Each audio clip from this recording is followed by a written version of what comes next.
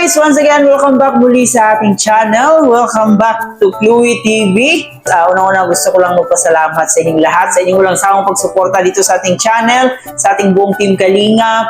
Nako, maraming salamat. Napaka-importante po ng ating reaction video sa araw na to. Kasi sobrang ang daming nag-aalala po guys, especially sa mga Sully Jongkal fans. Nag-aalala dito sa ating magagum, especially po kay Carla. Kasi nga po, napabalita ngayon na may mga nangyayari umano sa kanyang apartment na hindi maganda.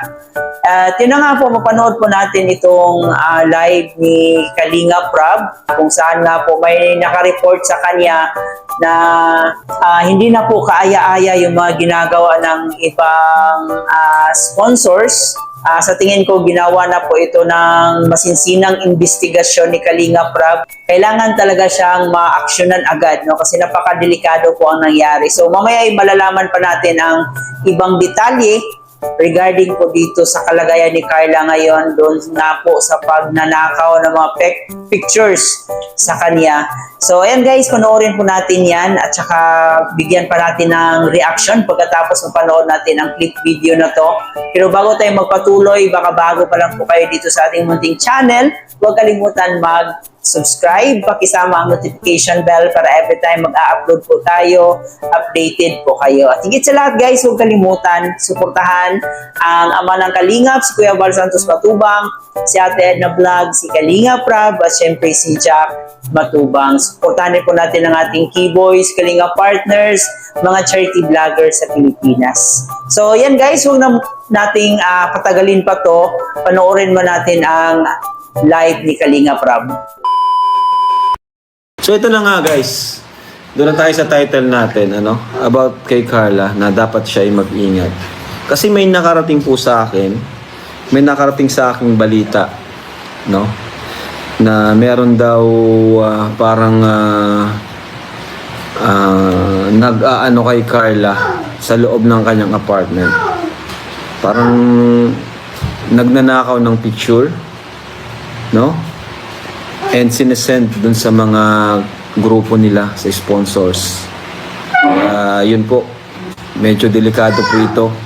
Kahit daw tulog si Carla, pinipicturan para lang may ma-send po dun sa mga grupo nila, sa mga sponsors, no? Kaya medyo po yun, alarming po talaga siya. Ang nagsumbong po nito, walang iba po kundi ang ating mga VIP sponsors. Sila ay sobrang concerned sa ating baby Carla, kay Carla Bells. Kaya po ay sila po ay di na nakapagpigil sabihin sa atin, no? Na si Carla ay dapat mag-ingat kasi may nag-stalk sa kanya. Ang sabi daw po ay parang ayokong pangalanan, pero parang naglilinis daw doon sa bahay, no?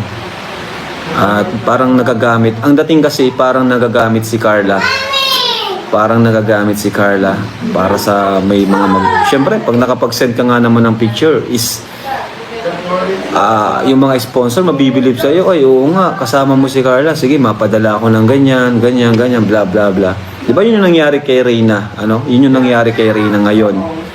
Nakinuha siya ng mga grupo at minsan nagagamit talaga para makakuha ng mga sponsors. So ito po yung report sa atin, report po ito sa atin na maging tayo maingat, lalo na po kay Carla. Kaya nakakatakot po siya, sa totoo lang. So ang pinakaayaw ko dito is yung nasabi sa akin na kahit daw tulog po is pinipicturan, no? Medyo po yun, hindi po normal yung ganun. Pag pipicturan ka, dapat may consent, di ba? Magpapaalam. So yun lang naman po ay base po sa ating mga VIP sponsors na nagmamahal kay Carla. Si Carla po, no contact sa kanyang mga sponsor. Si Carla, wala po. Sobrang po ni Carla. Napakabait po niyan. Di yan maghihingi sa sponsors. Tatanggapin niya kung may magbibigay. Tahimik lang si Carla, focus siya sa kanyang pag-aaral. Minsan may nakakausap siya, kumustahan lang, 'di ba? Yung minsan mga founder nakakausap niya. Pero ngayon, di ko alam kung alam ito ni Carla. Di ko po alam. Kung siya ay aware dito. Kasama sa bahay, boarding house ang na-picture. Di ko po alam, kasama nga sa bahay.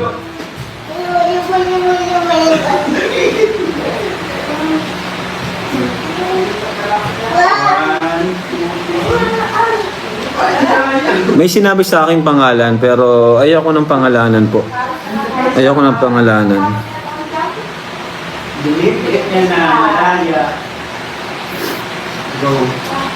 1. Huwag niyo pong isipin na si Rose Ann saka si ano yun ha. Sino yung kasama niya? Si Rose Ann saka si Arjin. Hindi po si Rose Ann, si Arjin. Baka po madama yung dalawa, wala kamalay-malay. Iba po, parang ano siya. Hindi ko alam kung tagalinis o parang nabisibisita doon sa apartment. So, yun lang naman po ano. Kasi syempre, delikado po yun. No? Kasi di aware yung bata na may nagpipicture pala para lang makabigay ka ng update. Para lang makasend ka ng update sa mga sponsors mo. No? Na hindi naman alam ni Carla. Kaya dapat talaga mag-ingat.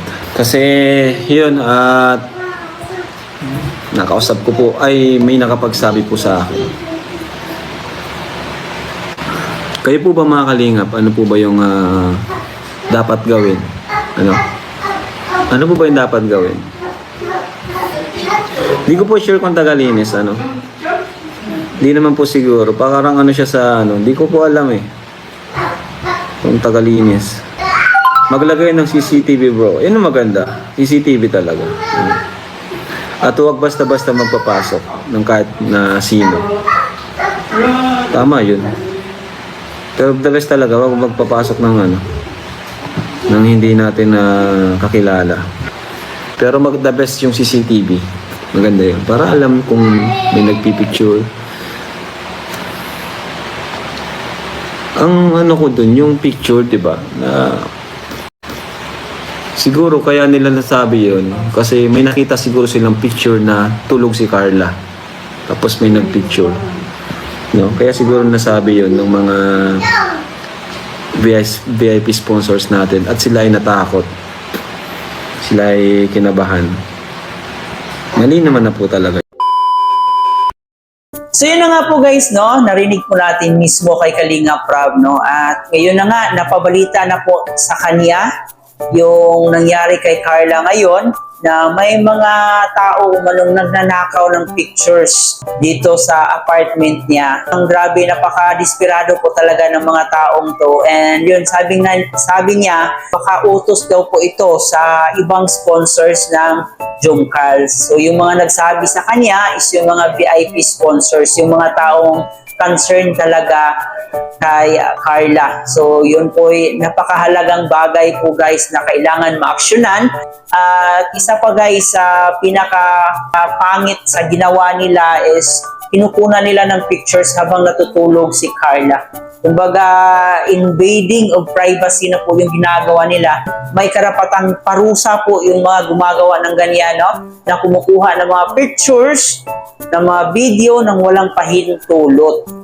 So yun, nakakaawa po si Carla kasi parang nagagamit si Carla, parang pinagkakapirahan si Carla. Sabi nga ni Kalinga Prab na baka inutusan itong mga tao na to na kuna ng picture si Carla, pa-videohan si Carla, at kapalit noon is pera. Diba? Kasi hindi naman yun gagawin ng mga tao kung walang kabayaran. So yun po ang nangyari, parang pinagkakapirahan po si Carla dito. Nakakaawa lang po si Carla na walang kaalam-alam na pinipicturan na pala siya at yun sinisend dito sa ibang mga sponsors. So buti na lang nalaman agad ito ni Kalinga Prab. Kung hindi, nako, talagang patuloy nilang gagawin ito. So yun, alam naman po niya kung sino yung mga taong involved, sino yung kumuha ng mga pictures, pero ayaw lang muna niyang pangalanan kasi baka may ginagawa pa silang masinsinang investigasyon para ma-prove kung sino nga ba talaga or totoo ba talaga yung mga ginagawa nila.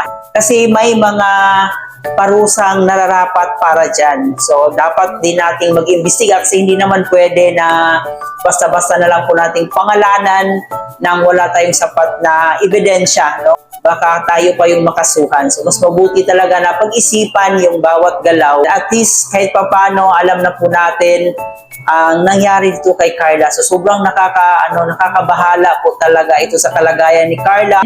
At yun, may nakala po tayong balita na baka ililipat daw sila Carla ng ibang apartment kasi yun po yung gusto ng mga VIP sponsors ng Jomcar. So yun guys ang ating reaction video sa araw na to. So kayo ba guys, ano yung opinion nyo patungkol dito? Patungkol sa nangyari kay Carla ngayon? Mag-comment po kayo dyan sa ating comment section. Hanggang dito na lang muna ang ating reaction video. Huwag kalimutan mag-like and share and of course mag-subscribe na rin po kayo. Ito nga po pala si Chloe TV. Marami pong salamat.